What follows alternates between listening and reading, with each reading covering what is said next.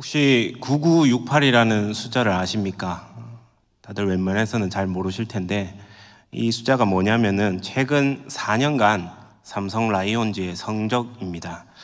삼성 라이온즈는 2010년대를 평정한 야구팀이었습니다. 세간에는 삼성 왕조라고까지 불리기도 했습니다.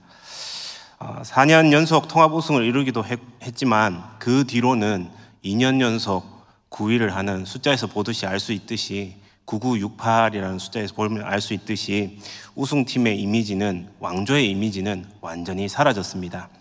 가을에 야구하는 게 당연했지만 이제는 그 가을에 야구하는 것조차 간절해졌습니다. 무슨 말이 하고 싶은 거냐면 어제의 성공이 내일의 성공을 보장하지는 않더라는 것입니다. 어제 성공을 거뒀다고 해서 내일 또 성공하리라는 보장은 없습니다. 우리 주변에서 그런 예들을 얼마든지 찾아볼 수 있습니다. 예전에 젊었을 때는 얼마든지 성공을 거두었지만 노년에 혹은 후대에 실패하는 것을 우리는 종종 봅니다. 특별히 오늘 본문에 기드온이라는 인물이 대표적입니다. 사실 기드온이라고 하면 우리는 대체로 승리의 용사로 기억합니다. 그런데 그 기드온에게 정말 숨기고 싶은 실패의 기록이 오늘 본문에 기록되어 있습니다. 사실 이런 실패의 내용을 우리가 굳이 살펴보지 않아도 기드온에게서 얼마든지 좋은 모습을 살펴볼 수 있습니다. 그럼에도 불구하고 성경은 기드온의 실패 이야기를 상세하게 기록하고 있습니다. 왜 그럴까요? 왜 성공의 이야기뿐만 아니라 실패의 이야기도 기록되어 있을까요? 성경은 오늘 본문을 통해 기드온이 실패했다로 끝나는 이야기가 아니라 성공한 후에 승리한 후에 어떠해야 하는지를 보여주는 좋은 모범 케이스로, 좋은 모델 케이스로 우리에게 소개하고 있습니다. 쉽게 말해서 기드온의 실패는 그저 단순한 실패가 아니라 우리 그리스도인이 실패할 수 있는 모든 예를 한꺼번에 보여줍니다. 물질의 문제, 성의 문제, 명예의 문제에서 그는 실패했습니다. 한마디로 인본주의 모습을 그대로 보여주는 실패의 전형으로 우리에게 소개되고 있습니다. 이 기드온의 실패의 특징이 뭐냐면 큰 문제는 잘 헤쳐나갔지만 사소한 문제에서 실패했다는 특징이 있습니다. 그러니까 눈에 보이는 큰 문제에서는 승리를 거두지만 눈에 보이지 않는 은밀한 부분을 가지고 사탄이 우리에게 찾아오면 쉽게 넘어지더라는 것입니다. 다시 말해서 기드온의 실패는 오늘 우리에게 동일하게 일어나는 실패라는 것입니다. 그뿐 아니라 기드온은 환난과 역경 가운데는 성공하였지만 평안이 찾아왔을 때 실패했습니다. 실제로 성경에 나오는 많은 인물들이 어려운 시기에 승리를 잘 거두었다가 평안할 때 실패하기도 했습니다. 노아가 그랬고 다윗이 그랬고 엘리야가 그랬습니다. 이것이 의미하는 바는 오늘 우리 역시 똑같다는 것입니다. 성경의 많은 인물들이 한결같이 우리에게 보여주는 동일한 패턴이 무엇이냐면 환난과 역경, 고난의 시기에는 하나님 앞에 나와 기도하고 부르짖으며 승리하다가 평안이 찾아오면 나도 모르겠다 하면서 죄를 짓고 마는 그런 패턴을 보여준다는 것입니다. 그뿐 아니라 기드온이 실패하는 패턴이 하나 더 있습니다. 그것은 바로 공적인 영역에서는 성공했지만 사적인 영역에서 실패했다는 것입니다. 기드온은 사사로서의 업적은 아주 뛰어난데 그의 가정생활, 즉 보장받아야 될 이 사적인 영역에서 실패했다는 것입니다. 다시 말해서 오늘 기드온의 이 실패의 이야기, 처음과 나중이 비교되는 이 모습은 그냥 기드온 한 사람의 이야기가 아니라 저와 여러분 모두의 이야기라는 것입니다. 그렇기 때문에 오늘 이 말씀을 통하여서 우리의 삶을 비추어 보고 반성하는 것이 꼭 필요합니다. 지금 성공한다고 해서 자만하거나 만족하는 것이 아니라 우리의 나중이 더 나아지려면 어떻게 해야 하는가를 살펴가면서 저와 여러분이 그리고 우리의 다음 세대가 지금보다 나중의 모습이 더 나아질 수 있기를 소원합니다. 먼저 첫 번째로 말과 삶이 일치해야 합니다. 본문 30절에 보면 이렇게 말씀합니다. 기드온이 아내가 많음으로 그의 몸에서 낳은 아들이 70명이었고 라고 합니다. 기드온이 고향으로 돌아가서 자녀를 낳고 살았는데 그 숫자가 70명이라고 합니다. 한 명의 아내가 5명을 낳아도 총 14명의 아내가 필요하다는 말입니다. 아들만 70명이니까 딸까지 낳았다고 생각하면 그 숫자는 훨씬 더 많아질 것입니다. 그의 사사로서의 삶은 그렇게 승리를 거두는 삶을 살았을지 모르지만 그의 내적인 삶, 가정의 삶은 망가진 삶을 살았다는 것입니다. 그렇게 그의 가정적인 삶은 엉망이었는데 말은 그럴듯했다는 것입니다. 오늘 본문의 앞부분인 22절에서 23절을 보면 무슨 말을 하느냐 하니까 기드온으로 말미암아 평화가 찾아왔는데 사람들이 기드온에게 찾아와서 당신과 당신의 아들 그리고 당신의 손자가 우리의 왕이 되어 주십시오라고 요청합니다. 그때 기드온이 아주 신앙적인 말, 믿음의 말을 합니다. 나도 다스리지 않을 것이고 나의 아들도 다스리지 않을 것이며 그리고 하나님이 다스릴 것이다 라는 그런 신앙적인 말은 합니다. 믿음의 말은 했는데 그 말을 한 다음 그가 보이는 행동은 말과 삶이 일치하지 않는 것을 보여줍니다. 24절에서 27절에 나오는데 방금 전까지 하나님이 다스릴 것이다 말해놓고 기드온이 다음 취한 행동은 사람들에게 백성들에게 금을 가져오라고 합니다. 물질을 가져오라고 합니다. 그래서 모은 금이 1700세겔이라고 합니다. 대략 20kg 정도 됩니다. 이걸 녹여서 뭘 만드냐 하면 에봇을 만듭니다. 에봇은 제사장들의 옷입니다.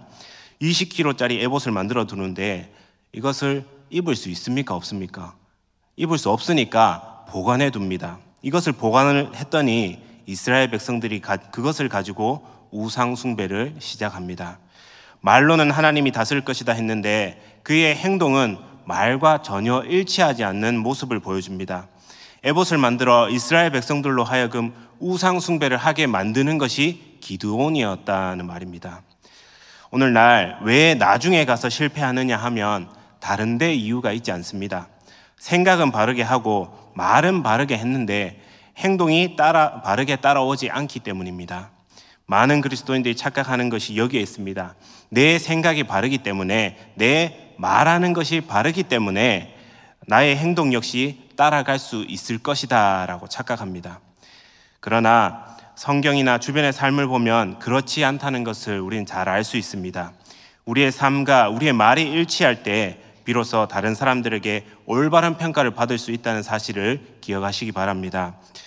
이런 예가 하나 있습니다. 남들보다 고기를 잘 잡는 낚시꾼이 있습니다. 이 낚시꾼은 비가 오나 눈이 오나 낚시 나갔다 하면은 꼭 그렇게 고기를 잘 잡습니다. 고기를 너무 잘 잡으니까 사람들이 질문을 합니다. 어떻게 하면 그렇게 고기를 잘 잡을 수 있습니까? 그래서 1차 저차 하면 이렇게 하면 저렇게 하면 고기를 잘 잡을 수 있습니다 라고 설명해주고 그 말을 듣고 따라했던 사람들조차 그렇게 해보니까 정말 고기가 잘 잡히기 시작하는 겁니다. 그래서 낚시의 달인이라는 별명을 얻고 그에 추종하는 무리들이 생겨나고 강의를 하기 시작합니다. 그래서 많은 강의 요청이 세도에서 곳곳에 다니면서 강의를 하게 되었습니다. 그렇게 강의하는 정도가 아니라 온라인, 오프라인을 넘나들며 강의를 하다 보니까 너무 바빠져서 아예 낚시하러 갈 시간조차 없고 날마다 강의하기에만 바쁜 그런 삶을 살고 있었습니다. 그래서 강의를 할 때 낚시의 달인이라고 그렇게 소개를 하는데 정작 최근에 낚시를 한 적이 없는 낚시꾼이 이 낚시의 달인이라는 것입니다. 무슨 말이냐면 교회가 그렇다는 것입니다. 분명히 교회가 전도하고 복음을 증거하는 실천하는 공동체여야 하는데 말만 맨날 강의만 하고 자랑만 하다 보니까 어느 순간부터 자랑만 하고 강의만 하고 있지 실제로 나가서 복음을 증거하는 일을 하고 있지 않더라는 것입니다. 그래서 효과적인 전도법이라고 강의하라면 강의는 잘하는데 막상 언제 전도했습니까? 라고 이렇게 물어보면 전도한 적이 아주 까마득한 그런 현실이 되어버렸다는 것입니다. 이것은 비단 전도에만 국한된 예가 아닌 줄 압니다. 오늘 저와 여러분들의 현실이 딱 그렇다고 생각합니다. 모두가 다 말은 올바르게 살아야 하고 올바르게 신앙생활을 해야 한다고 말합니다. 그런데 우리의 삶은 전혀 따라가지 못하고 있다는 것입니다. 세상과 사람들이 왜 우리를 보고 손가락질하고 욕하고 있습니까? 우리의 말과 우리의 삶이 다르기 때문에 그렇습니다. 그러므로 성도 여러분, 우리의 삶이 처음보다 나중에 나으려면 말과 삶이 일치하실 수 있기를 소원합니다. 저 역시 일설교를 하기에 있어서 굉장히 두려움을 가지고 있는 사람 중에 한 사람입니다. 정말 설교가 삶이고 삶이 설교여야 하는데 내 삶이 그렇게 따라올 수 있는가를 두고 고민하는 사람입니다.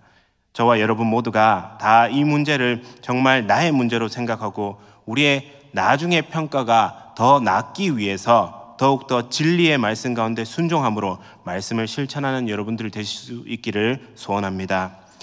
두 번째로, 자녀를 하나님의 사람으로 양육해야 합니다. 본문 31절에 이렇게 나와 있습니다. 70명의 아들들 중에 한 아들의 이름이 소개가 되고 있는데 이름이 아비멜렉이라고 합니다.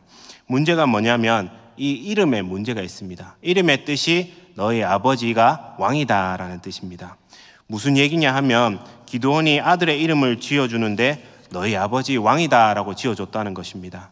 사람들이 기드온을 왕으로 세우려고 했을 때 그는 왕이 되지 않겠다고 말을 하고 나만 왕이 되지 않는 것이 아니라 내 아들들도 손자도 왕이 되지 않을 것이라고 말했던 사람인데 자기 아들에겐 너의 아버지가 왕이라고 가르치고 있다는 것입니다. 무슨 얘기냐면 그는 자녀 양육에 있어서 자녀들을 하나님의 방법으로 양육한 것이 아니라 오히려 엉뚱한 방향으로 자녀를 양육했다는 것입니다. 9장에 넘어가 보면 이 아비멜렉이 기드온의 70명의 아들들 중 요담이라는 아들만 빼놓고 모두 다 죽입니다. 이 피비린내 나는 살육을 저지른 사람이 아비멜렉이라는 것입니다. 실제로 사사의 직분은 소명제지 세습제가 아닙니다.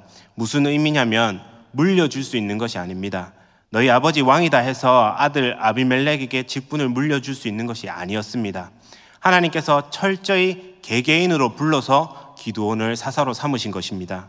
그럼에도 불구하고 기드온은 자기 아들에게 지금 너희 아버지 왕이다 라는 이름으로 불렀다는 것입니다.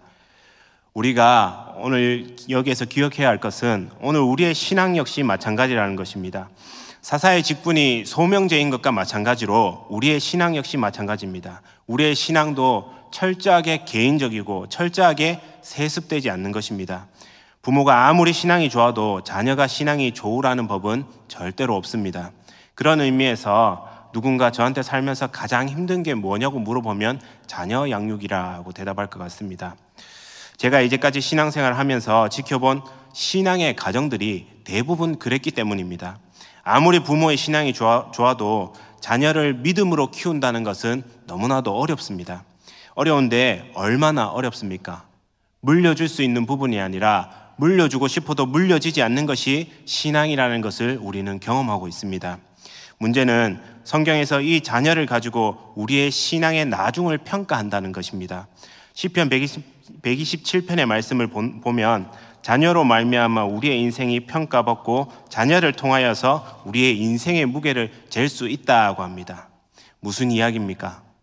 오늘날 자녀 양육에 있어서 자녀가 신앙으로 자라느냐 안 자라느냐가 우리의 나중을 평가하는 중요한 측정 도구가 된다는 것입니다.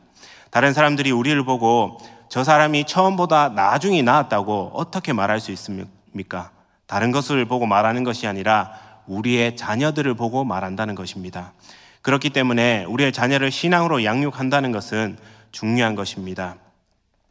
그런 의미에서 우리가 자녀에게 물려줘야 할 가장 뛰어난 유산이 있다면 그것은 다른 것이 아니라 우리의 신앙이어야 합니다. 오늘 여러분들은 여러분들의 자녀에게 무엇을 물려주려고 준비하고 계십니까? 수많은 가정들에서 좋은 거울의 부모가 없고 잘못된 거울 때문에 자녀들이 올바른 양육을 받지 못하는 것을 보게 됩니다. 부모가 자녀들에게 물려줄 수 있는 가장 좋은 위대한 유산이 있다면 올바른 신앙의 모범일 것입니다. 오늘 이 자리에 계신 여러분 모두 자녀들에게 올바른 신앙을 전수하는 여러분들 되시기를 주님의 이름으로 소원합니다. 이런 말이 있습니다. 당신의 자녀가 코를 파고 있다면 당신도 코를 파는 것이다 라는 말이 있습니다. 참 맞는 말인 것 같습니다. 그러니까 자녀를 나무랄 것이 아니라 자기 자신의 습관을 고치고 자신을 바꾸어야만 바뀌어질 문제라는 것입니다. 그러므로 우리의 삶을 고치는 것만큼 자녀에게 좋은 유산은 없다고 생각합니다. 여러분이 여러분의 자녀들에게 정말이지 좋은 유산을 물려줌으로 처음보다 나중이 나으실 수 있는 여러분들 되시기를 주님의 이름으로 축원합니다. 말씀을 맺겠습니다. 오늘 본문의 말씀은 우리에게 중요한 실패의 모범 케이스를 보여주고 있습니다. 오늘 살펴본 기드온은 우리가 흔히 알고 있는 승리의 용사가 아니라 전형적인 모든 실패를 경험한 실패자였습니다. 물질의 문제에서 실패했고, 성의 문제에서 실패했고, 명예의 문제에서 실패했습니다. 그렇다면 성경은 왜 기드온의 이런 모습을 우리에게 보여주고 있는 것입니까? 오늘 우리가 이 실패를 반복하지 말라는 것입니다. 기드온의 실패를 거울로 삼으라는 것입니다. 오늘 우리가 이 기드온의 실패를 거울로 삼아서 우리의 말과 삶이 일치하는 삶을 살아가시고 우리의 신앙이 올바르게 서서 우리 자녀들을 하나님의 사람으로 양육하여서 처음보다 나중에 낳으실 수 있는 그런 믿음의 성도님들 되시기를 주님의 이름으로 축원합니다. 기도하겠습니다. 하나님 감사합니다. 저에게 귀한 말씀 주시고 우리가 오늘 또 기드온의 실패를 보며 우리가 어떻게 살아가야 할지 다시 한번 교훈을 되새겨 봅니다. 우리에게 주신 말씀을 기억하며 정말 이 모든 실패의 문제에서 벗어나 주님 안에서 날마다 승리할 수 있는 승리의 삶을 살아가는 우리 복된 서문교회 성도들 다 될 수 있도록 주님께서 도와주시옵소서. 우리의 생각으로 우리의 욕심을 따라갈 것이 아니라 정말 하나님께서 말씀하신 대로 순종하며 걸어갈 수 있도록 주의 성령께서 우리의 발걸음을 인도하여 주시옵소서. 거룩하신 예수님의 이름으로 기도합니다. 아멘.